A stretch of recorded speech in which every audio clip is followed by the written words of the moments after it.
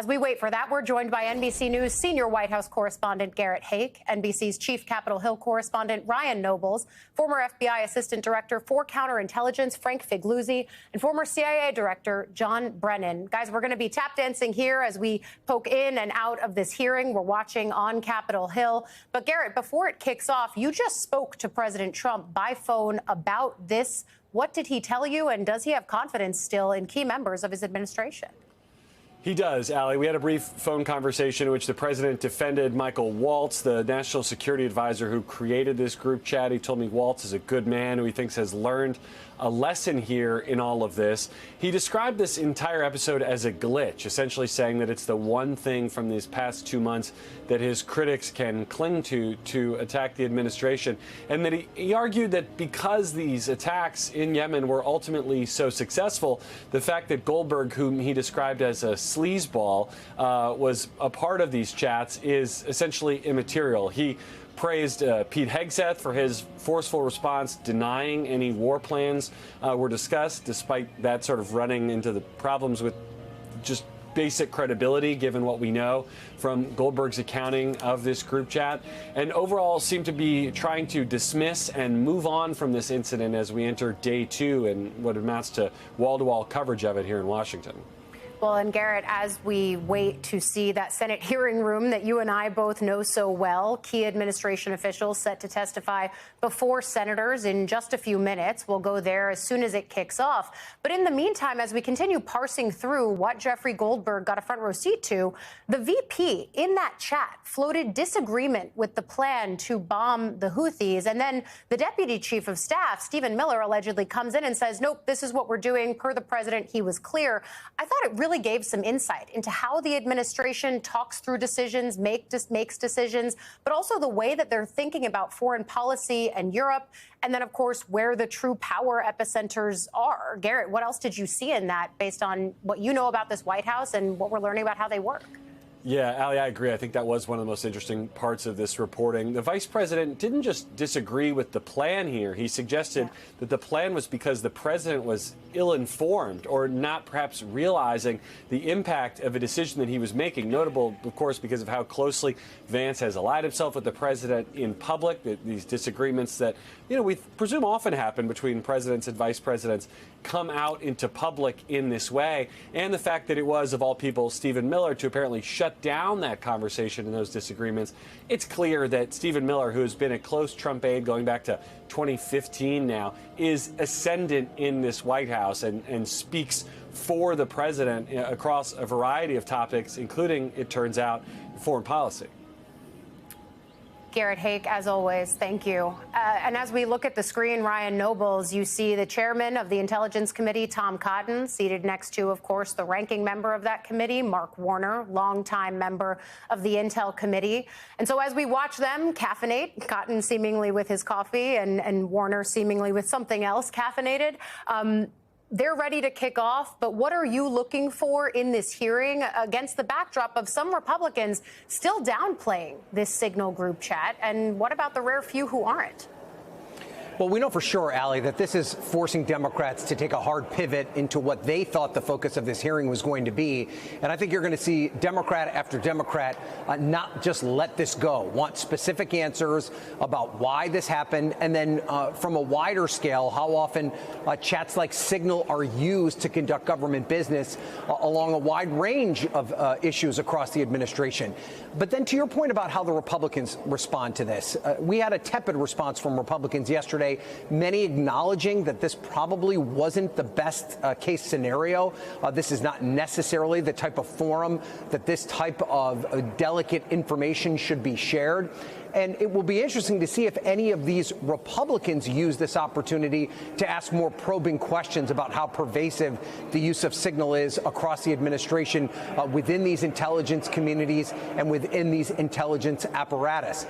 If we find that they don't touch on this at all, that could be a clear indication of just how much oversight congressional Republicans will actually have into this issue and whether or not they're just going to hope it goes away. Democrats aren't going to let that happen. They're going to try and bring it up as often as possible. possible. But, Ali, as we know, Republicans run the show right now on Capitol Hill. And for the most part, they've been submissive to the Trump administration and not providing any sort of pushback or oversight. This could give us a glimpse about a real issue with tangible problems connected to it and whether or not Republicans assert themselves as a co-equal branch of government to make sure that this practice is reined in to prevent something like this from happening again, Ali. Yeah, that is exactly right, Ryan. And we've seen some senators, including Mike Rounds, saying, yeah, this might come up during the hearings. Senator Cotton, again, the chair of the Intel Committee now, has gavelled in. He's giving his opening remarks. This is someone who is clear-eyed about the national security threats that the United States faces. And so we will be listening as we continue talking about if Senator Cotton brings up the Signal chat and the national security implications to it. But Director Brennan, President Trump told Garrett that this wasn't, in his words, a serious glitch. Do you agree? And if one of your deputies at the CIA had been responsible for an intel blunder like this, would they be pretty immediately out of a job? Well, it was a very serious, deliberate, and intentional violation of the rules that govern the handling of classified information. It was quite noticeable that there was a number of cabinet officials who were included on this chat, and the inclusion of war plans that were underway in terms of hitting the Houthis clearly was very, not just inappropriate, but also, again, a violation of the rules. And so anybody who in the intelligence community or Defense Department who had done this, I mean, there would have been immediate action taken, suspension of security clearances, as well as possible termination, again, because of the deliberate nature of this. And also it raises the question, why did none of these individuals on this chat raise concerns about this being the forum for this type of discussion? Signal, yes, it's an encrypted chat, but it's not approved for any type of classified information.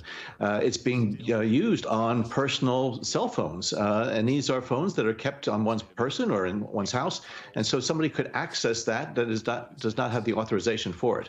But as Ryan mentioned, it does raise the question about how many other chats are taking place on this and other types of platforms that are inappropriate for the discussion about national security matters. So, again, if the Trump administration believes that this is not serious, they could put out the entire transcript, because also I think there are people who are claiming in the White House that this was not classified. But thank goodness Jeffrey Goldberg, I think, recognized that some of the information may have been involving sensitive intelligence matters, and he decided not to put out some of these details. So I think there's still a lot to the story that we are yet to learn. I think that's exactly right, especially if you listen to the way that Jeffrey Goldberg was talking on Morning Joe this morning about the ways that he decided what was okay to report here, the details that he held back because of national security concerns. Frank, Director Brennan tees us up nicely, though, because even if you take away the accidental inclusion of a journalist in that chat, should those officials even be having that conversation on Signal at all?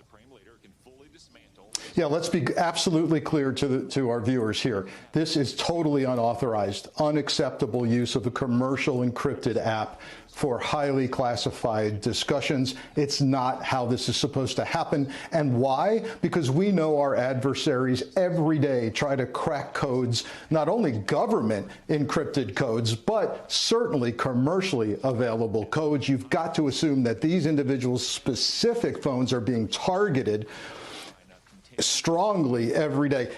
As I was assistant director for overseeing all counterintelligence at FBI, here's how this would work in the Hoover building, FBI headquarters.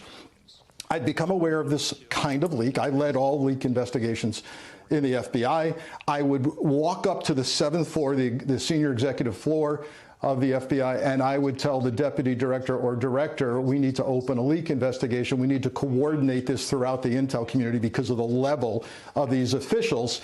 But we would eventually open some kind of inquiry to figure out what happened and then assess damage to what happened. Do I have confidence that that's what's happening on the 7th floor of the FBI right now, that they're considering opening an investigation, which would likely be a violation of 18 U.S.C. 793 subsection F, an inadvertent unauthorized disclosure? No, I do not have confidence that that discussion is taking place or that a case will be opened. Well, that is certainly one of the questions that we could hear from Democratic senators, because the FBI director, Kash Patel, is among those officials sitting before them right now. And just to remind people of who we're going to hear from, it's not just Patel. It's also the director of national intelligence, Tulsi Gabbard, as well as the head of the CIA, John Ratcliffe. They were already booked to be in front of the Senate Intelligence Committee. But of course, now we see them here under completely new circumstances. But Director Brennan, U.S. allies were already skittish about intelligence sharing because of the Trump administration's pivot towards Russia, as well as because of some of the key personnel who are in the very seats before the Senate right now. Does this just create new doubts about existing ones about sharing sensitive information? And could this jeopardize further those partnerships?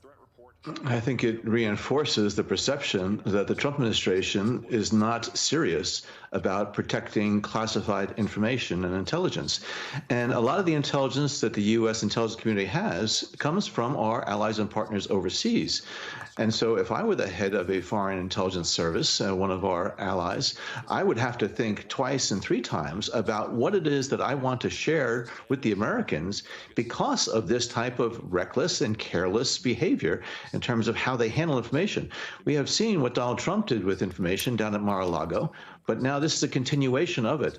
And the fact that you have individuals like a Pete Hegseth, who has no real experience at the executive level, and clearly by the inclusion of this information in the Signal chat demonstrates that he doesn't have, I think, the acumen as well as the necessary experience to be a Secretary of Defense, putting this information at great risk. So again, I think people around the globe, and not just our allies and partners, but our adversaries, as was pointed out, they are the ones who are actively targeting the individuals in this administration, targeting their communication systems, targeting the personnel that support them, and other things.